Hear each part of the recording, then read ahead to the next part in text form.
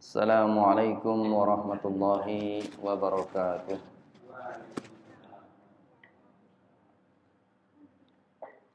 Alhamdulillah hamdan katsiran tayyiban mubarakan fi kama yuhibbu rabbuna wa yarda.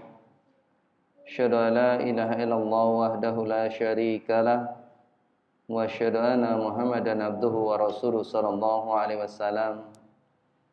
Wa sallallahu ala nabiyyina Muhammadin wa ala alihi wa man tabi'ahum bi ihsanin ila yaumiddin. Amma ba'. Saudara-saudara kula kaum muslimin wal muslimah rahimana wa rahimakumullah. Saderengipun kita lajengaken monggo kita tansah munjaaken raos syukur wonten ngarsanipun Allah kang sampun paring dumateng kula lan panjenengan sami nikmat ingkang kathah, nikmat ingkang ageng sehingga dalu niki kita saged makempal manunggal wonten Masjid Al-Hufat. Mugi-mugi wekdal ingkang kita lodhangaken menika pikantuk ridhanipun Allah sehingga Allah tambah nikmat ingkang sampun kita tampi. Amin Allahumma amin. Salajengipun kita badhe lajengaken napa ingkang dipun tulis Syekh Muhammad bin Shalih Al-Utsaimin nggih menika 10 hak ingkang kedah dipun tetepi kalih pinten-pinten tambahan ingkang kita sebataken. Teng pundi sakmenika kita dumugi hak ingkang nomor sekawan nggih menika hak anak-anak.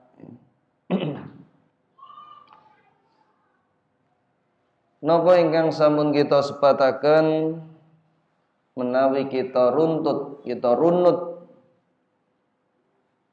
dipun dasari napa ingkang saking Al-Qur'an lan ugi sunnah. Antawisipun ingkang sepindah nggih menika madosaken ibu ingkang piyambakipun subur lan ugi salehah. Niki hak ingkang sepindah. Teng pundi menika pinangka lahan media sehingga nalika tiyang setri menika mboten subur lajeng agamanipun awon tentunipun menika ndadosaken putra putri kula lan panjenengan sami sakmangke dados piyantun ingkang piyambakipun mboten sae. Nggih. Kados nate kita sebataken athar saking Umar bin Khattab nanging menika tasih dipun pertanyakan niki dipun muat wonten buku ibunda para ulama ingkang dipun tulis Ustadz Sufyan Baswedan. Teng pundi nalika wonten tiyang sepuh ingkang ngadu dumateng Umar bin Khattab babagan anake sing durhaka kala wau. Umar bin Khattab menika piyambakipun ndugekaken putra lajeng dipun nasihati. Sasampunipun dipun nasihati lajeng anak menika tanglet dumateng Umar bin Khattab napa anak menika ugi gadah hak dumateng tiyang sepuh. Lajeng Umar bin Khattab menika sanjang iya duwe yaiku 3. Pisan golekne ibu kang becik, kang sae. Nomor 2 jeneng kang becik. Nomor 3 ngajari Al-Qur'an. Lajeng anak nika sanjang. Duhe Amirul Mukminin, menawi bapak kula menika setunggal kemawon babar pisan boten wonten ingkang dipun tetepi hakipun dumateng kula. bapak saya ini satu pun tidak memenuhi haknya yang diberikan kepada saya. Ibu saya dia beli dari pasar budak, kemudian digauli, malam setelah lahir aku pun diberi nama yang buruk, dan aku pun tidak diajari Al-Quran.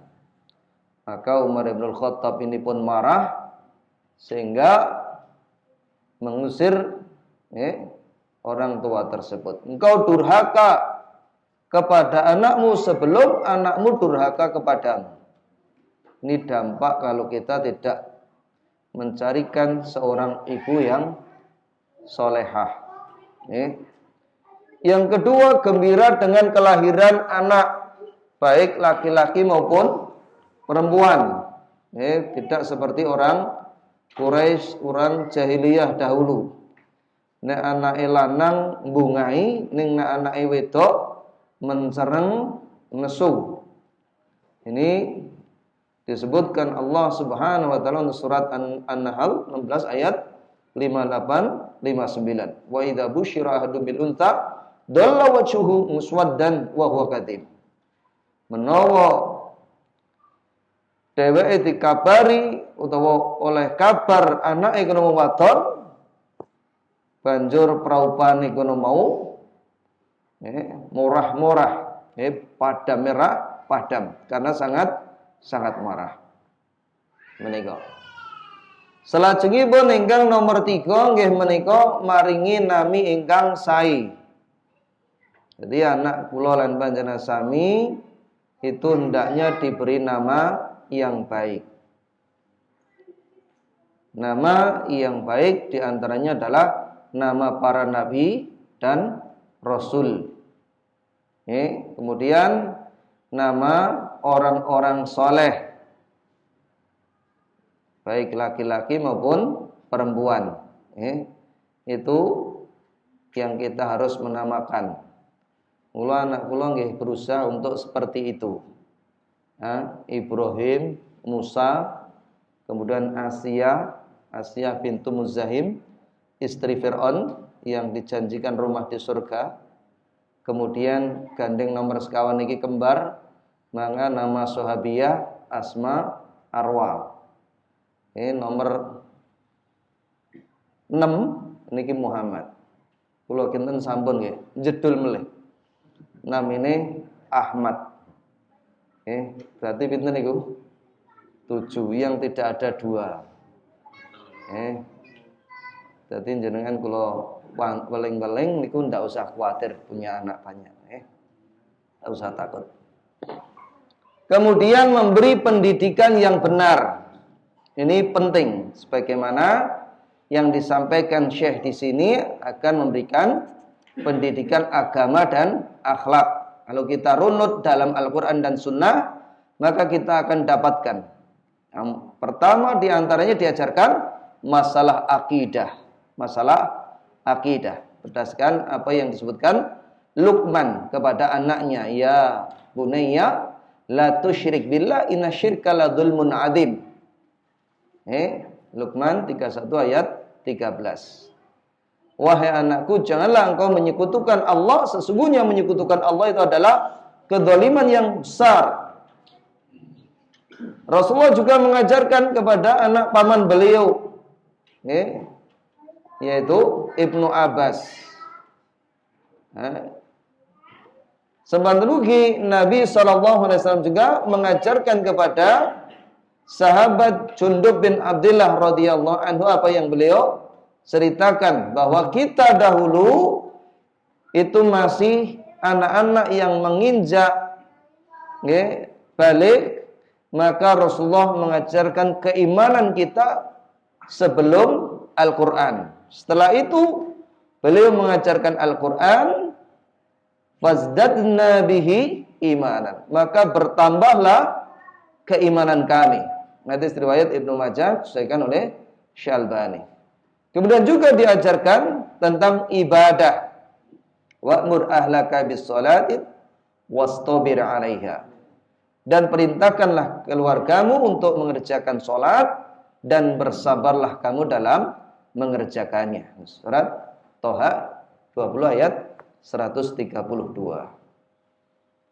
Begitu pula Rasulullah menganjurkan murru auladakum bis salati wa hum abna'u sab'ina sinin. Perintahkan anakmu itu salat umur 7 tahun. Pukullah wadribuhum 'alaiha wa hum abna'u asyri sinin. Pukullah ketika umur 10 tahun jika mereka meninggalkan salat. Demikian pula wahum wafarriqu bainahum fil madaji. Pisahkanlah tempat tidur mereka antara laki-laki dan perempuan. Hadis riwayat Abu Dawud, Ahmad, dihasankan oleh Syalbani. Kemudian juga yang ketiga diajarkan adab-adab kepada anak ini. Karena kita itu dihadapkan zaman di mana ilmu itu mungkin melambung tinggi, tapi akhlak dan adab ini tertinggal. Ini bisa kita saksikan. Oleh karena itu peran orang tua itu betul-betul mengajarkan, memperhatikan anak itu adab-adab. Oke. Dan juga yang keempat diajarkan akhlak. Diajarkan akhlak agar memiliki akhlak yang baik, menjauhkan dari berbagai macam kesombongan. Wala tusa'ir khaddaka lin-nasi wala tamshi fil ardi marrahan. Innallaha la yuhibbu kulla muhtalin fakhur. Janganlah kamu memalingkan wajahmu dari manusia karena sombong. Dan janganlah kamu berjalan di muka bumi dengan angkuh. Ajarkan anak kita itu tawadhu. Surah Luqman 31 ayat 18. Di mana Rasulullah itu memiliki akhlak yang mulia, dipuji oleh Allah Subhanahu wa taala. Wa innaka la'ala khuluqin azim. Sesungguhnya engkau hai Rasul benar-benar memiliki budi pekerti yang agung. Surat Al-Qalam 68 ayat 4. Begitu pula Allah perintahkan kepada kita meneladani Rasulullah. Laqad kana lakum fi Rasulillahi uswatun hasanah. Sesungguhnya telah ada pada diri Rasul itu suri teladan yang baik.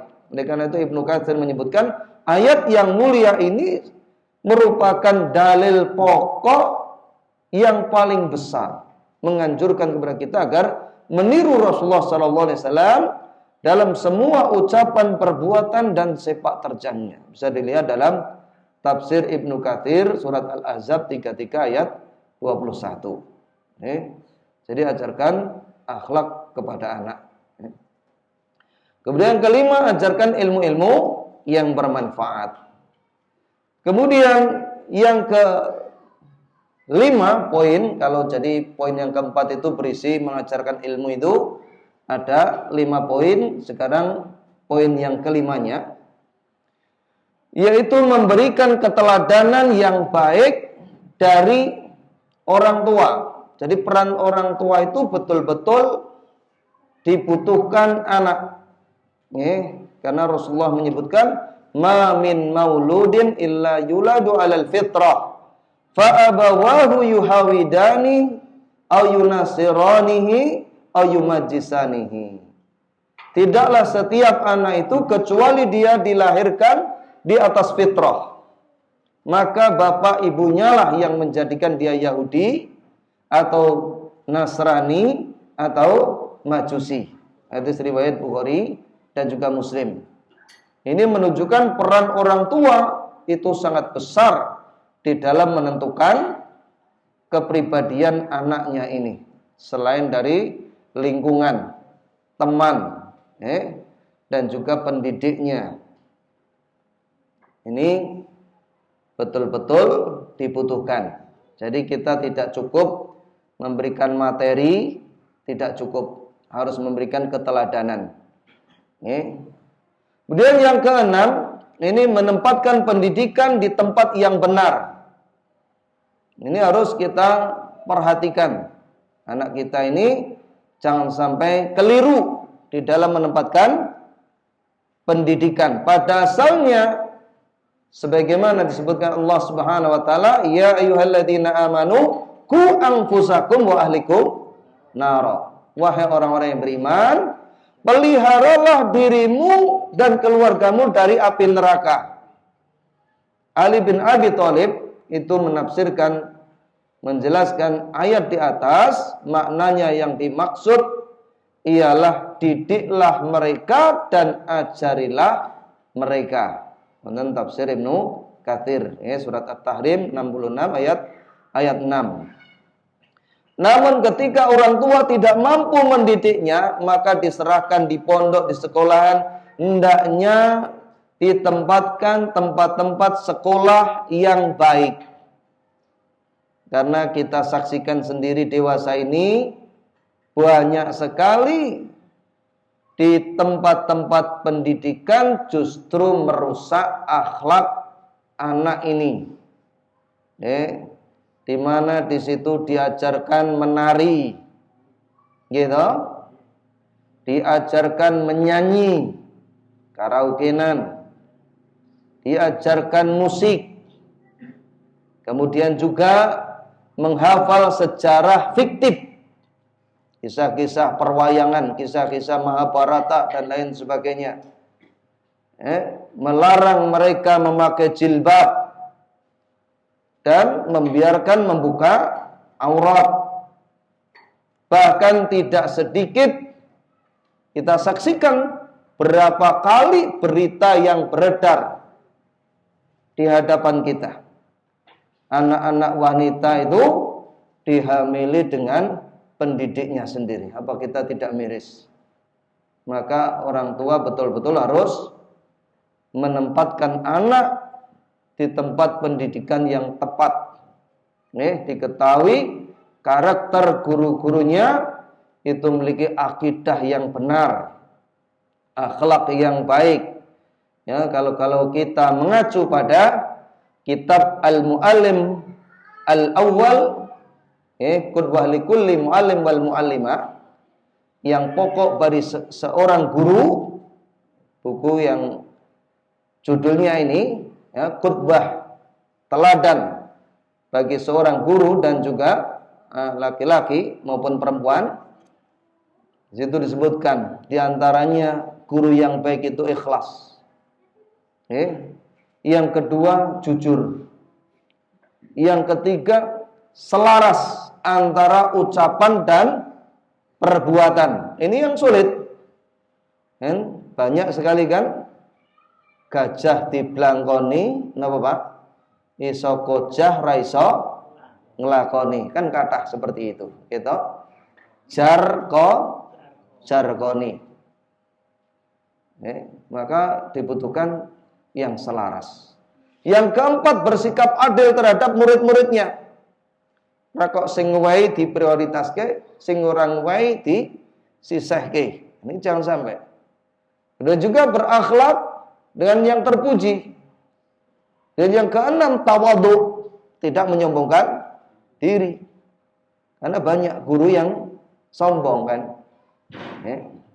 Kowe ra iso kabeh. Sing sombong Pak Guru. Nek ra gurumu iki ra nek sing iso. Kalau gurunya sudah sombong, bagaimana nanti muridnya? Kemudian yang ketujuh, pemberani. Anak memang diajarkan pemberani. Tidak diajarkan pengecut. Maka ini berlaku kepada kita juga terhadap anak kita. Jangan sampai kita jadi seorang suami itu pengecut. Ini jangan. Harap nang toilet teret-teretan karo sing wedok. Ini jangan sampai. Ternode. Nek para nek temriki nggih. Peteng itu ternose aku. Ada soalnya. Ada. Sing nek peteng itu takut betul. Nah, ini harusnya kita pemberani. Dan kedelapan, pandai bercanda. Itu orang penserang main diwedeni tok itu tidak seorang pendidik itu. Dan yang kesembilan itu sabar, mampu memanage emosinya. Ini butuh pembahasan tersendiri ya kalau kita mau panjang lebarkan. Yang ke-10, menghindari perkataan yang keji dan tidak pantas. Bagaimana kita saksikan ya, seorang ustadz kondang bolak-balik ngomong sesuatu yang buruk, mencela kepada para pedagang, seperti itu laku keras. Ini sungguh mengherankan. Ini poin yang ke-6 ya. Kemudian poin yang ke-7, menjauhkan dari teman yang buruk. Ini juga orang tua harus berperan. Teman memiliki peran yang sangat besar di dalam mempengaruhi anak kita. Apa yang kita rawat, kita jaga, kita harapkan kebaikannya, itu bisa hancur sesaat disebabkan teman yang buruk itu. Kula nate matur, unen-unen Jawa niku kathah lerese, Pak. Ojo cedak kebo gupak. Gitu. Maka kita harus menjauhkan anak kita dari teman yang buruk. Oleh karena itu Allah Subhanahu wa taala berfirman, "Ya ayyuhalladzina amanu taqullaha wa kunu ma'as-shadiqin." Wahai orang-orang yang beriman, bertakwalah kepada Allah dan hendaklah kamu bersama orang-orang yang jujur, orang-orang yang baik. Surat At-Taubah 9 ayat 119. Rasulullah SAW juga menyebutkan, ar-rajulu ala dini khalilihi falyandur ahadukum man yukhalil. Uwong kuwi meloki agama koncone. Mula deloken sapa sing dadi kancane. Maka kita saksikan, gitu. Sing senengane mancing, mesti grupe ya grup mancing. Kula kok elek-elek niku mboten tegese niki namung gambaran kecil, gitu. Sing senengane piyambakipun kula wau main. Gak ada grup main apa mboten? Grupe main. Nggih, seperti itu. Sing senengane mendem yo duwe grup-grup mendem. Maka burung itu akan mengikuti kawanannya. Maksudnya paham apa mboten? Nek blekok kuwi ya amore karo blekok. Mano emprit amore mano emprit. Seperti itu juga anak kita dan kita juga seperti itu. Nggih. Kita juga seperti itu. Hadis wonten inggil wala hadis riwayat Abu Dawud, Tirmidzi, dihasankan oleh Syekh Albani dalam Shahihul Jami'. Oleh karena itu Rasulullah SAW menyebutkan matalu jalisi salihi wasu kahamilil mis wa nafil kir. Permisalan teman yang baik dan teman yang buruk itu ibarat penjual minyak wangi dan seorang pandai besi. Ya, hadis riwayat Bukhari dan Muslim. Penjual minyak wangi menawi mboten dipun paringi setidak-tidaknya mendapat baunya wangi. Adapun pandai besi nek ora kepletikan genine sak boten-botene kebletukan bletuke. Nggih napa mboten? Itu perumpamaan yang subhanallah betul-betul bisa kita persani secara nyata. Hadis ini riwayat Bukhari dan juga Muslim. Oleh karena itu Ibrahim Al-Khawas rahimahullah, beliau buat satu rangkaian kalimat-kalimat yang sangat indah. Ini tersebar di masyarakat, dinukil oleh Imam Nawawi di dalam kitabnya Al-Azkar. Ya mung sayangi masyarakat itu mereka iso nyanyine ra iso nglakoni, kan ngoten. Dawaul qalbi khamsah. Tomboning ati niku ana 5. Mungkin nggih enten bahasan kita. Qiraatul Quran bitadabburi. Maca Al-Qur'an lan diangen-angen maknane. Wa khala'ul batni. Ngotongke wetenge. Poso maksudnya. wa qiyamul laili. Wonten dalu piyambakipun qiyamul lail, tahajud. Wa tadarru indas sahari. Dia berdoa di waktu sahur. Dan yang terakhir wa mujalasatu sholihin. Dan duduk bersama orang-orang yang soleh. Itu mengobati hati kita. Ketika awake dhewe niki raosipun mboten sekeco, coba praktekkan 5 ini. Insyaallah itu tenang, tentram insyaallah. Niki wonten al-Adhkar yang ditulis oleh Imam Nawawi. Sayange sing sakniki dilagok-lagokke, dinyanyek-nyanyekke para ledek, nggih to. Ngeten nika ya mung nyanyine sing sae ning ra dilakoni. Ngoten nggih. Wong dheweke lungguhe ya karo wong sing ngombe jenewer lak ngoten to nika. Itu sayang nggih. Kemudian memberi nafkah yang halal. Ini yang ke-8. Sangat penting sebagaimana kita sebutkan bagaimana Imam Bukhari itu seorang ulama besar di mana bapaknya ini seorang ulama. Beliau membacakan tarikh bapaknya. Bapaknya menjelang akhir hayatnya itu beliau mengatakan, kan ahlul hadis itu kalau merunut hadis ini siapa saja, menyebutkan terjemahan biografi ayahnya di dalam kitab beliau At-Tarikh Al-Kabir.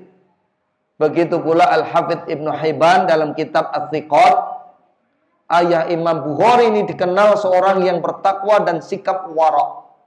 Wara' itu betul-betul menjaga apa yang tidak memberikan manfaat di akhirat, apa yang membahayakan di akhirat.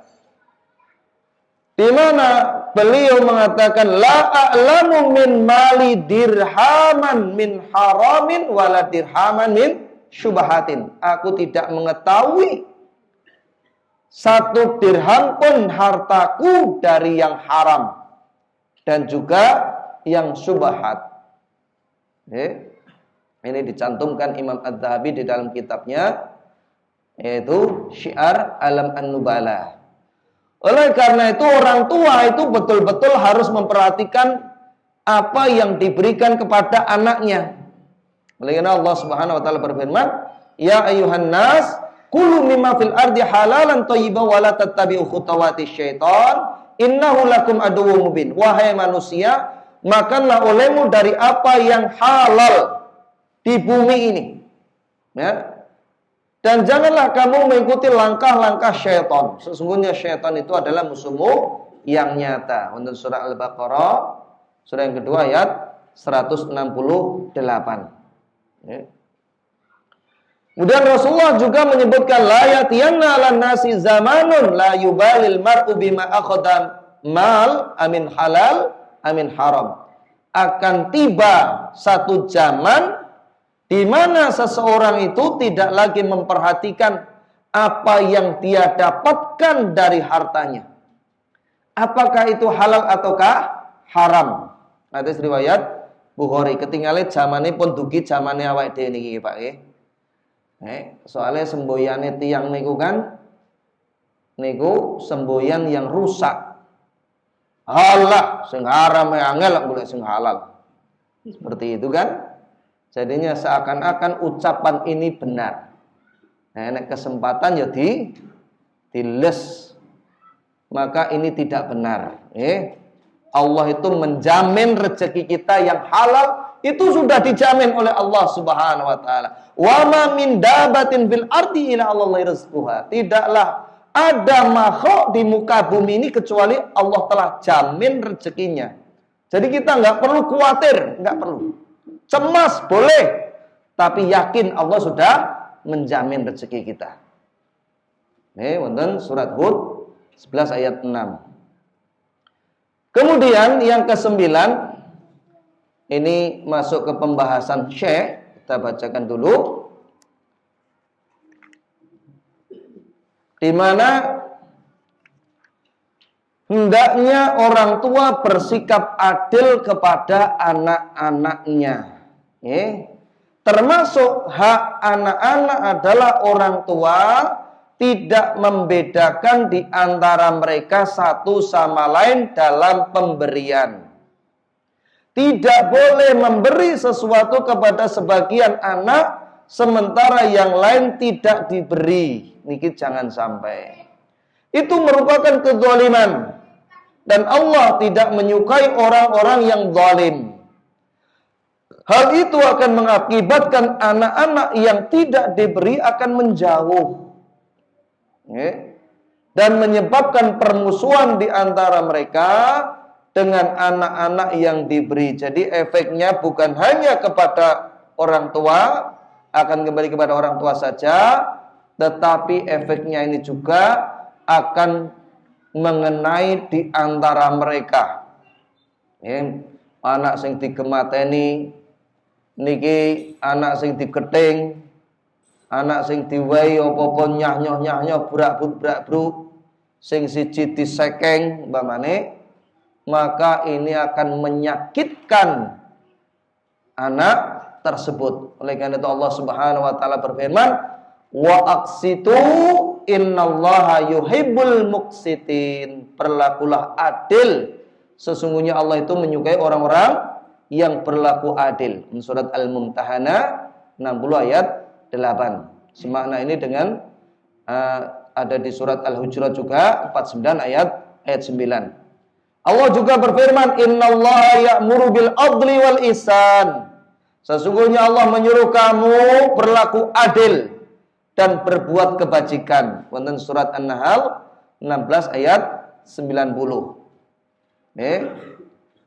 Jadi tidak dipungkiri kalau hati ini kadang-kadang ada kecenderungan salah satu ini tidak ada masalah. Tapi dalam pemberian maka ini tidak boleh dibeda-bedakan. Jadi kalau pemberian orang tua, yang pertama itu pemberian nafkah, gitu. Maka ketika orang tua memberikan nafkah, tentunya ini disesuaikan dengan kebutuhan mereka masing-masing, tidak ada masalah. Mungkin nek bocah sing gede doyan sambel, sing cah cilik ben adil didublak sambel, kan tidak mungkin. Gitu. Maka ini sesuai kebutuhan mereka. Oleh karena itu, termasuk memberi nafkah ini pahala yang luar biasa. Rasulullah menyebutkan, innaka lan tunfiqu nafaqatan tabtaghi biha wajhallah illa ujirta 'alaiha hatta ma taj'alu fi imratik. Sungguh tidaklah engkau menginfakkan harta atau nafkah dengan tujuan mengharapkan wajah Allah pada hari kiamat, kecuali kamu akan mendapatkan ganjaran pahala yang besar sampai makanan yang kamu suapkan pada mulut istrimu. Niki semuanya dihitung pahala sebenarnya, Pak. Dadi umpamane awake dhewe bendina kuwi ngowahi bojone dhewe nek anak 5 umpamane kok duit 100 utawa duit 50 nggo blonjo, niki mboten mercumah, itu tidak. Ini merupakan dihitung pahala. Bahkan dalam hadis yang lain, meskipun dibandingkan dengan membebaskan budak untuk jihad fisabilillah, dan juga untuk istri kita, wa a'dhamu ajruha anfatahu fi ahlik. Yang paling besar pahalanya adalah apa yang kamu nafkahkan kepada keluargamu. Rasane nggih mokal, rasane nggih napa mboten patut nek kono-kono diwehi kok anake bojone keluwen. Lah ngoten to? Mula awake dhewe nek maringi niku ya aja karo mrengut. Ya aja karo napa Pak? Gembranggang. Ya enten to niku. Nyo. Go blonjo. Jane padha-padha leh ngwehke, nggih napa mboten? ning kadang-kadang ngenten niku nggelake tiyang istri. Napa melih wong lanang kok ndedes-ndedes sing diblonjo sing wedok. Niku sok nggelake banget niku. Lah di 100 mau nggo tuku apa wae? Iwak gelomas 3 kilo. Lombok 10.000. Bawang yo entek 5.000. Po yo dadak didodohke notane. Sesuk kon blonjo dhewe.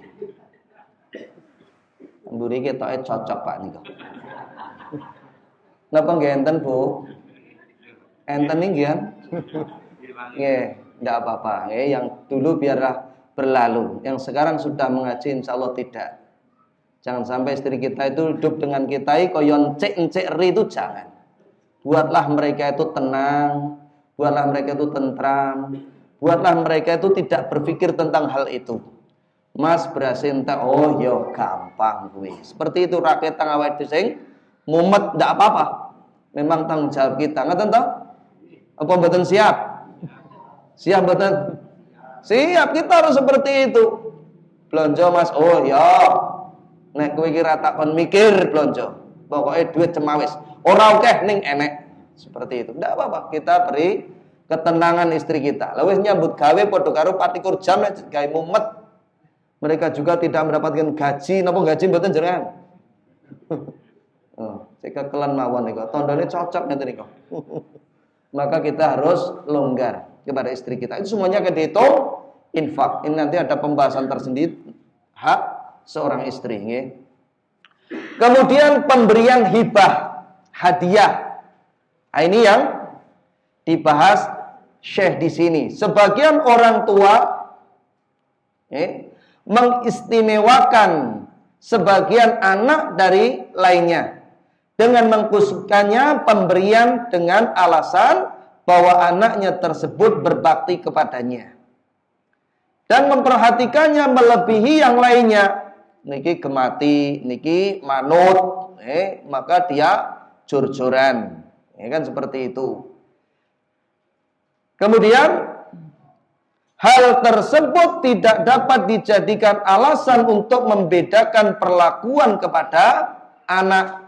Jadi Syekh ini tidak membenarkan. Walaupun ini anaknya manut, nurut, berbakti, sing siji niku angel kandhanane, sing siji kuwi bantah, maka tidak boleh menjadikan orang tua tersebut membeda-bedakan di dalam hal hibah atau pemberian. Itu tidak boleh. Baktinya anak melebihi yang lainnya tidak boleh diberi imbalan atas baktinya tersebut. Kenapa? Sebabnya karena ini memang perintah Allah agar anak itu berbakti. Karena balasan dari baktinya tersebut ditanggung Allah Ta'ala. Selain itu mengistimewakannya akan membuatnya bangga dan menganggap dirinya lebih utama.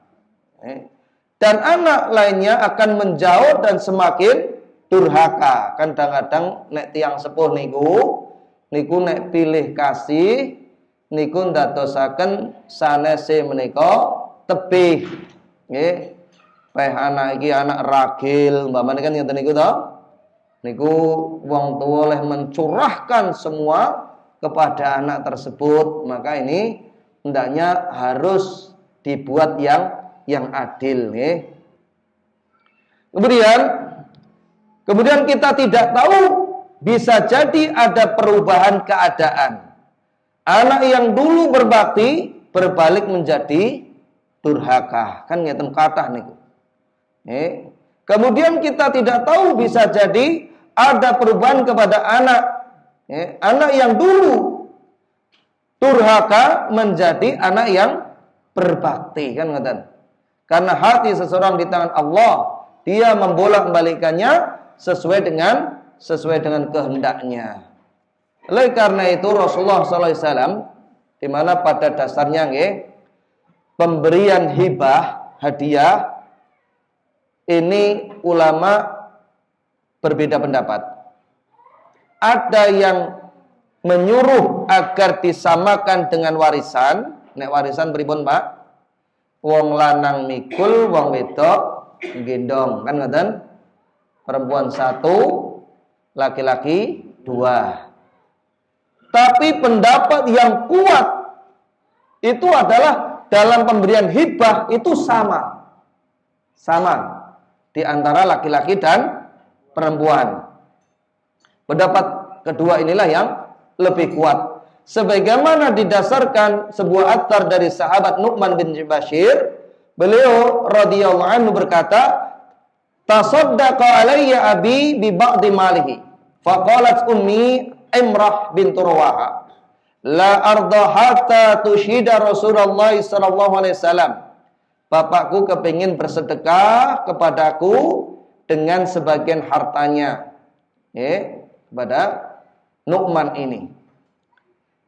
Ibuku Amrah binti Rawahah itu berkata, "Aku ra lega nek rambo seksekne karo Rasulullah."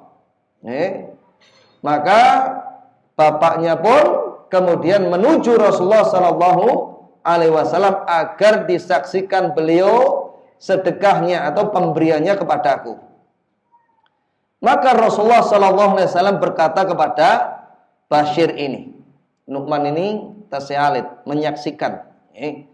Afa'alta hadza biwalidaka kullihim. Kowe ngewahi kuwi apa ya mbok wahi anak-anak mulyane utawa kabeh anak-anakmu apa ya mbok wahi ngene iki.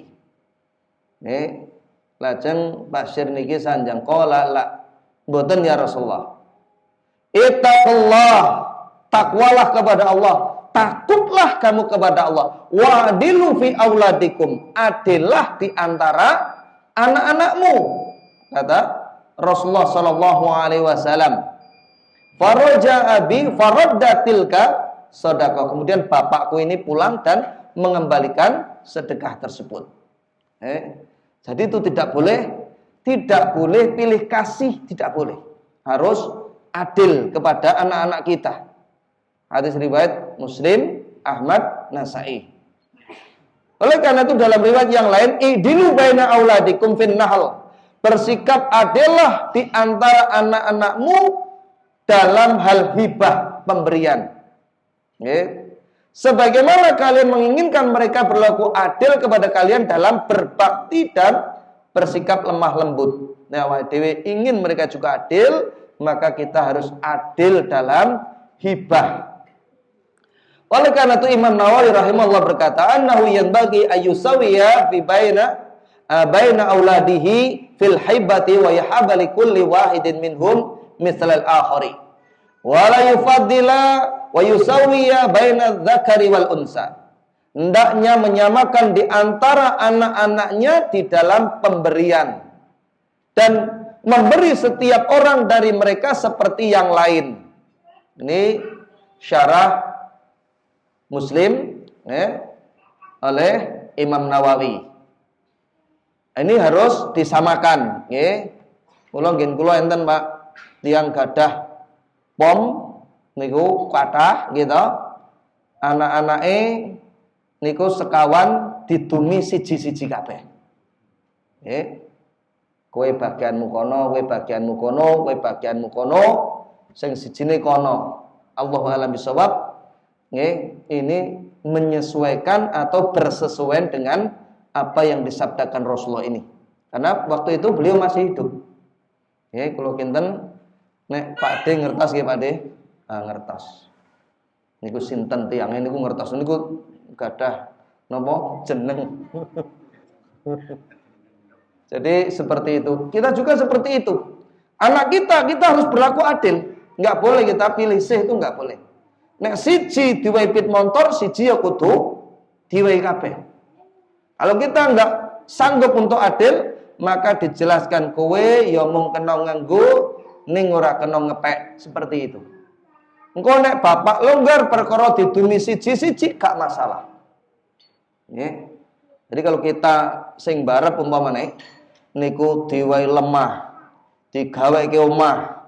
Kamangka tunggale 5 lho niki nggih. Niki kudu wis ndek cadangan lemah karo omah liyane. Ngoten apa mboten? Kedah nggih. Nggih, ora kok kuwi sampean digawa sing lanang kok mboyak kene. Ya dia juga mendapatkan hak. Ngoten nggih? Itu harus adil. Adapun pemberian warisan itu boleh. Nggih, laki-laki 2, perempuan 1. Ini yang benar. Yusikumullah fi auladikum lidzakari mithlu hadil unsayain. Allah mensyariatkan kepadamu tentang pembagian warisan untuk anak-anakmu, bagian seorang anak laki-laki sama dengan bagian 2 orang anak perempuan. Tadi nek anak laki-laki itu 1, anak perempuan niku separone. Ngeten niku surat An-Nisa 4 ayat 11. Tidak boleh malah disamaratakan, itu tidak boleh. Allah wis awake nggon hukum negara wae. Dong padha. Ini enggak boleh, ini dolim ini. Ini dolim. Ini merampas hak anak laki-laki. Awas yang penting padha senenge padha legane. Loh, ini ukuran syariat itu bukan diukur dengan legone, itu tidak. Lainnya ukuran syariat diukur legone. Orang yang selingkuh, orang yang berzina itu kadang-kadang ya padha legone. Lah ngoten to? Nah, kaya ora dosa wong padha senenge napa ngoten? Tidak mungkin kan? Tidak mungkin. Karena zina ya tetap dosa, walaupun padha senenge ya tetap dosa. Melakukan riba juga seperti itu. Ya ben aku nek dienggo dodol ya entuk baten, nek dhewe nganake ku ya slumrah. Sing penting lak padha legane. Maka itu sama, tidak boleh. Nggih napa mboten? Kita nek meneng ae ora mathuk iki. Aja-aja ora mathuk iki atake.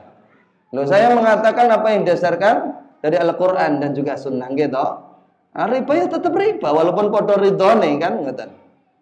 Itu. Mungkin masuk ke yang lain juga. Wong sing disogo ala ya wis ben go tuku-tuku apa kuno sing seneng wis padha legane ora apa-apa. Maka itu semuanya adalah larangan keras, nggih. Kemudian yang ke-10 ya, agar kita bermusyawarah dan mendoakan kebaikan kepada anak-anak kita.